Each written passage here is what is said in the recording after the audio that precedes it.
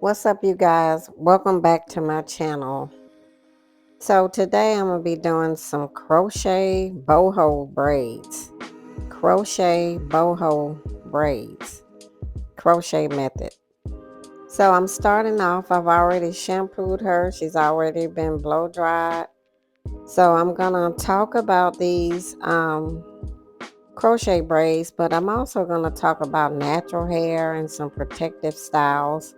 So you might want to watch this video until the end because I'm going to be talking about some natural hair and protective styles. So I'm doing some zigzag partings, and then I took apart, I went from ear to ear across the head, and then in the front, the front portion, I'm doing kind of zigzag partings. Whenever you're doing crochet braids, we normally just part straight back, but sometimes when you part straight back and make just a crispy part, you can see the part sometimes. So I'm connecting these two braids into one. So from when I get to the front of her head to the ear, I'm doing zigzag parting, and then I connect the two braids, the two zigzag braids that you see in the front. I connect them into one braid in the back.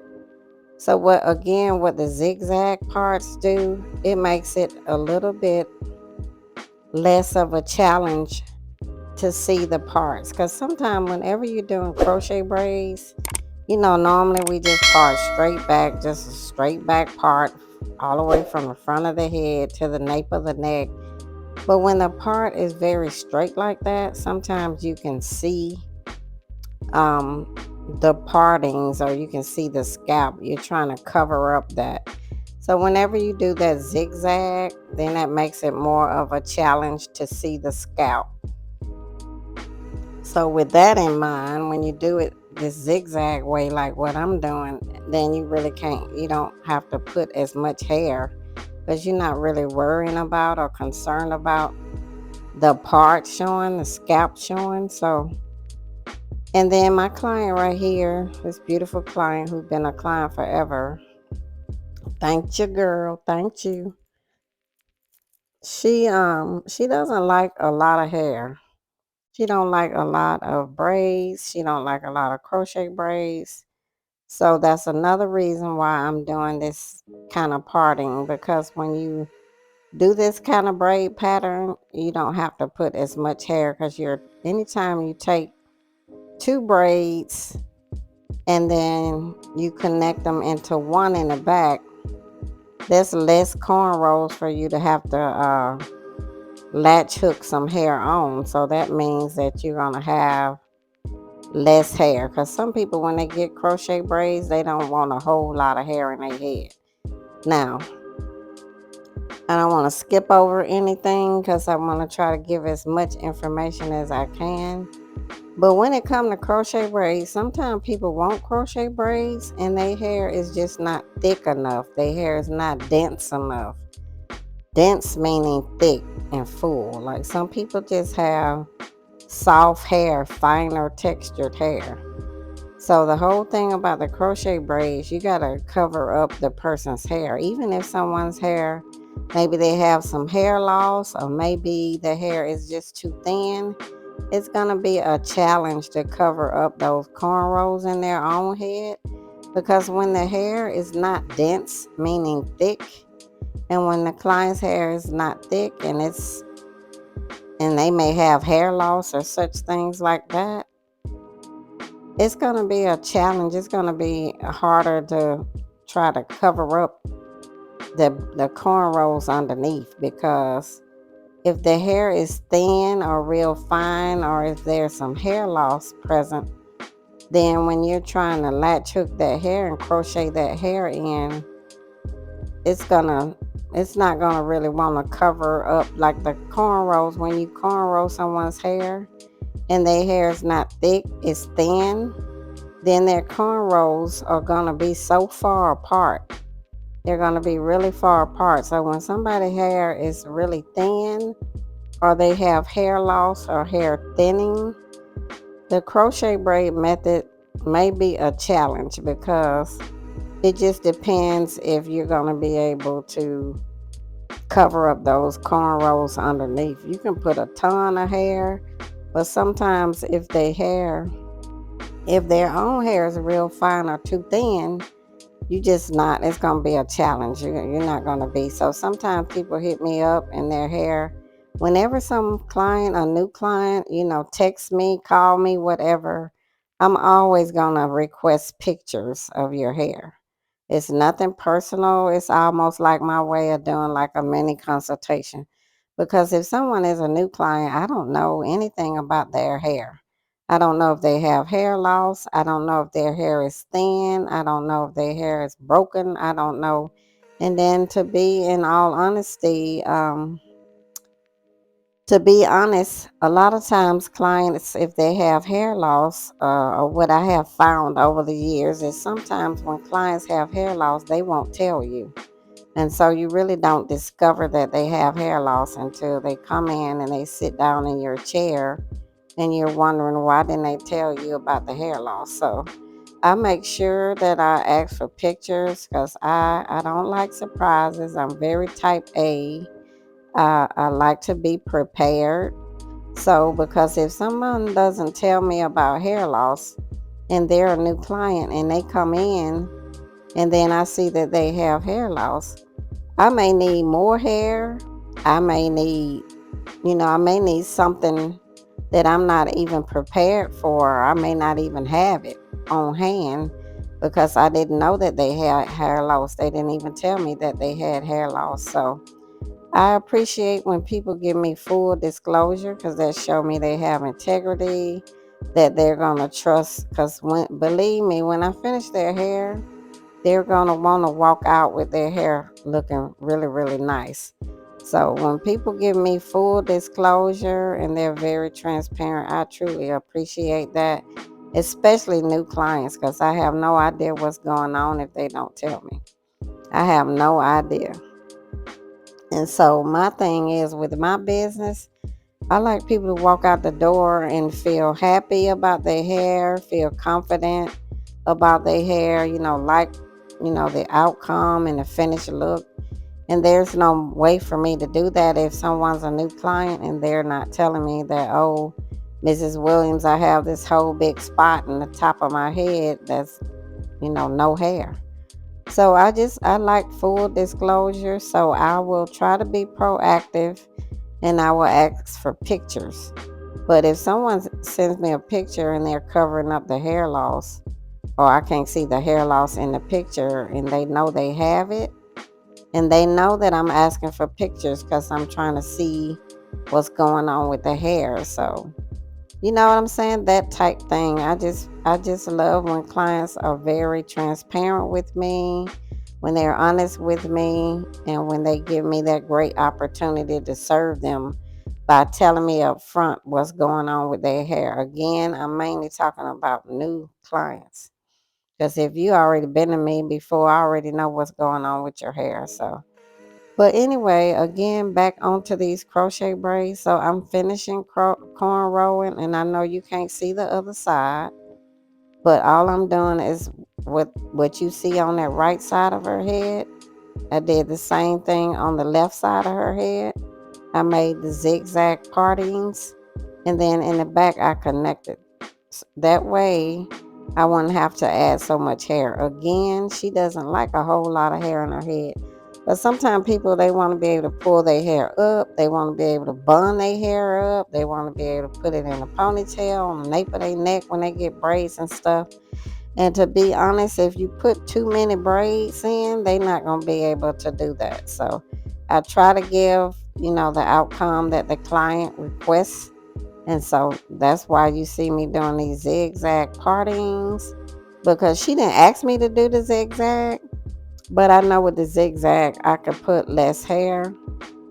And I know with the zigzag, I'm not going to be it's not going to be a challenge to try to cover up those parts. Because again, when you do them straight back, straight, precise parts from the front of the head to the nape of the neck, then, you got to put a lot of hair in there because you're trying to cover up those partings, those sections.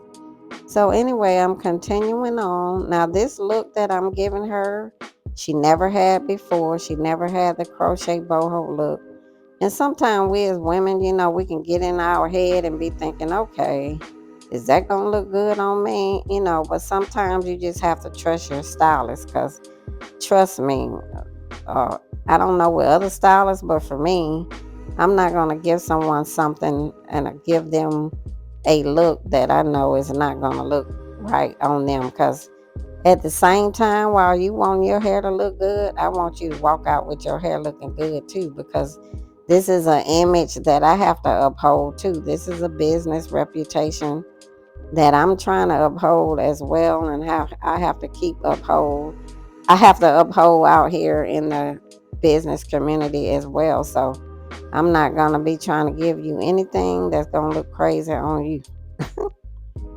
So like, comment, share, subscribe if you guys will. I'm trying my best on YouTube to keep my channel going. It takes such a while. I think if I had started my channel right when COVID hit, my channel would be doing like way better, would have way more subscribers, but I didn't start then. I didn't even think about a YouTube channel. But my whole goal on YouTube is to try to bring information, bring tutorials, bring a little part of my own life into it, bring some cooking and baking into it, some travel sometimes, and just to be who I am. And I am a licensed stylist and have many years in the industry, over 30 years. So now, you guys, I'm starting to latch hook. Now, a lot of times you see those pink and green latch hook. I don't really like those, because for me, they seem like they pull on the hair a little more. This latch hook, I got it at my local beauty supply, and it's more sturdy. I don't like that pink and green one. To me, it pulls the hair a lot, but again, that's just a personal preference. We stylists, we always have our own personal preference.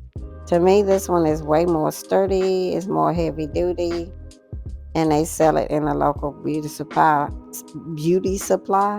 I know it's hard for you to see it, but it's got a red handle and it's just more sturdy. If you look at, if you go on a beauty supply and you're trying to figure out what to get, just know it looks way more sturdy and heavy duty than that little pink and green one. And if you do crochet braids or you're a stylist, you know what I'm talking about. Or if you go in a beauty supply, you'll see it pink and green, looking cheap, like it costs 50 cents. But of course it don't. But that's what it look like it's worth. To me, it pulls the hair a lot, in my opinion. So latch hooking, just going through the hole, pulling the hair through. So these Boho Box Braids, they have curly hair on it. So when you pull it through the hole, you also have to pull the hair through, or it won't look right. So that's what you see me if I seem like I'm fumbling with them. So I'm having her look at them, because she didn't know if she would like this whole look or not. So that's why we stopped. She kind of looked in the camera, because I'm like, see, girl, they look beautiful. And then 1B30 is her color. You see how it matches so well with her skin tone, with the reddish undertones in her skin. But as far as crochet braids, I usually recommend that you can wear them a month and a half, 2 months at the most, I would recommend, and then just go ahead and take them out. And then make sure you detangle your hair very well before shampooing it. And like I'm saying right here, we are having the greatest conversation ever. Like, she's been coming to me in my salon. She used to come to my storefront and been coming for many years, like over 6 years. So she's a long-time client and a dedicated supporter. So I'm continuing to just latch hook. But what is a protective style? Why, you hear in the natural hair community, protective style. What exactly is that? It's just a style that's kind of protecting your own hair, like this is. So her own hair is not out. Her own hair is being protected, which I have corn rolled it up. And now I'm just latch hooking this hair in. So that's what a protective style is. It's a style that kind of gives your own hair a break. And it can be done like with knotless box braids. It can be done like with 2-strand twists. It can be done with, crochet braids. A number of different styles where your hair is kind of getting a break. You're not having to really do anything to it. But you know what I feel and what my opinion of is natural hair is with natural hair, I think a lot of times women forget to get that steam hydration because steam hydration is very, very important. You can go out and buy every product known to man and your hair still be dry. So, in my opinion, I feel like, steam hydration is everything. If you guys too can drop some comments. So, if you drop comments down below, it helps my channel, number one. And then number two, it also lets me know what stuff you want me to discuss. I know on YouTube there's so many hairstylists on here, and you got a plethora, a variety of stylists you can watch. But just know I'm licensed and I have years in the industry. So dropping a comment, that just helps me know what you might want to hear about. But yeah, I feel like, as a stylist, I feel like people don't do the steam hydration like they should. I think at least every 2 months max. And then I feel like people don't get deep treatments like they should. You should come in and get a deep treatment and possibly maybe like every 3 months max. And then trims. I feel like a lot of people neglect getting their trim too. So a lot of times, you can tell that you need a trim by looking at the ends of your hair. Also, when you're blow drying or combing your hair and it keeps pulling on the ends, snagging on the ends, that's how you can tell you need a trim. So I made it very easy for you guys to subscribe. All you got to do is scan that QR code and then just smash the subscribe button when you get there to my channel. So now I'm on the other side of her head, you guys, and you see how cute they look. These are just crochet box braids with curly hair, and she didn't know if she would like that whole curly hair look, but she really ended up loving it. So that was a blessing, but I knew she would. And sometimes, as women, we got to come out of the box because sometimes we don't know what we'll like. If something will look right on us or something like that.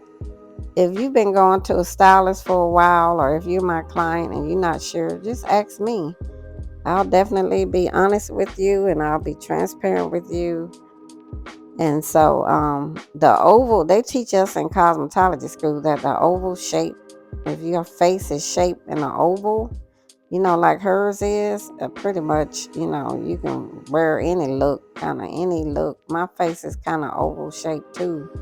So you can kind of Google that too. You can Google it.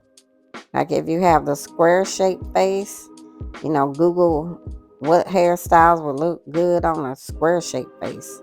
A lot of stuff now you can Google. Or ask Siri or Alexa. So anyway, you see how cute these things are? They are cute, cute, cute. And it's a protective style. So again, she can wear this about a month and a half, 2 months if she like. Your hair just taking a break. It's hibernated. It's protected. And what you can do, because a lot of women like putting oil in their hair. Just use get you a carrier or barrier oil, like maybe a light virgin olive oil that you can purchase in the grocery store. And then get you a bottle, a little small bottle, and put some of that olive oil in there. And then if you have problems with scalp disorders or something like that, then you can put a couple of drops of tea tree oil in that olive oil, shake it up really well, and you can use that when you're wearing your braids or your crochets or whatever protective style you're wearing. Or, peppermint oil is very good for the scalp. So you can get you some olive oil, put it in a bottle, put a couple drops of peppermint oil. Lavender oil is very calming to the scalp. I have a whole video on YouTube already that's telling you all about these different oils and which, essential oil will work for hair loss, which one will work for scalp disorders, all kind of stuff. So I will put that video, I will link it down, put a link of the video in the description box below. So that way you can just go straight to that video if you like. It's on my YouTube channel, but I'm gonna put it in the description box below. Just click on that and then you can watch. It's telling you everything about essential oils and how they're so healthy for your hair, how they help with hair loss, they help with scalp disorders. I mean, it's a variety of things that they help with. So I'm gonna put that in the description box below, so make sure you be looking for that. All you got to do, there's another video I have on YouTube on my channel that's talking about the kind of food that you can eat to make your hair grow. I'm gonna drop that down below too, because a lot of people go on diets, a lot of people do all of these different diets and stuff, and they end up, anytime you start losing weight, it's gonna affect your hair. Like anything that we eat or ingest, anything that we take, whether it's medication, whatever we eat that goes in our bodies, or any medication we take, it's gonna affect our hair in some type of way. And so it's just so many different ways for people to educate themselves. So please do. Like, you don't always have to rely on your stylist, because a lot of stuff that I may tell you, you may be able to find it online as well. Or if you ask me something and I give you an answer, you can continue to research it online. So make sure you be a well-educated consumer, and that you don't just be shocked at something going on with your hair, but that because a lot of times doctors, they will prescribe medications, but they won't tell you, the side effects, and a lot of times it affects your hair. And so weight loss surgeries, weight loss, anytime you go on a diet, make sure you eat more protein and stuff like that, because your hair needs the protein. Make sure you take the vitamins, extra vitamins, because it's going to affect your hair. When you start losing weight, you're going to start losing hair. Now, I'm not trying to get you to stop losing weight, because definitely if you overweight, then it being at a healthy weight proportion to height, is going to be healthier for you overall. So I'm not trying to scare you and for you not to lose weight, but just make sure you do some research, because a lot of times people don't understand. And I always tell my clients, whatever we eat or don't eat, whatever goes in our body, it affects our hair in a negative way or a positive way. So please do your research. There's so much information on just by Googling. You can ask Google. You can type it in and you can find out for yourself. Back in the day, it wasn't like that. But now you can find out a lot of information online. So don't be shocked when you start losing weight and then your hair start thinning out. Don't be shocked when your doctor start prescribing you medication, or you're on medication and your hair start coming out. Don't be shocked when you have you're pregnant and you deliver a baby and you get an epidural or some type of anesthesia and your hair start coming out. Like, it's so many ways. It's so many things that affects our hair. So if you're proactive and you do some research, if you do your own research and you be proactive, then you can go ahead and you can make sure that this does not occur. You can make sure that you be proactive and you be prepared. Like if you're on a diet and you're trying to lose weight, which is a great honorable thing for you to do, to be trying to be more healthy, my hat off to you. And you guys, this is the finished look. But just make sure you take more vitamins, because your hair needs nutrition. See, you guys, you see this beautiful look on her? She ended up loving it. Never had this look before, but look how cute it is on her. Thanks for watching, you guys. See you on the next video. Please comment, like, subscribe. Thank you.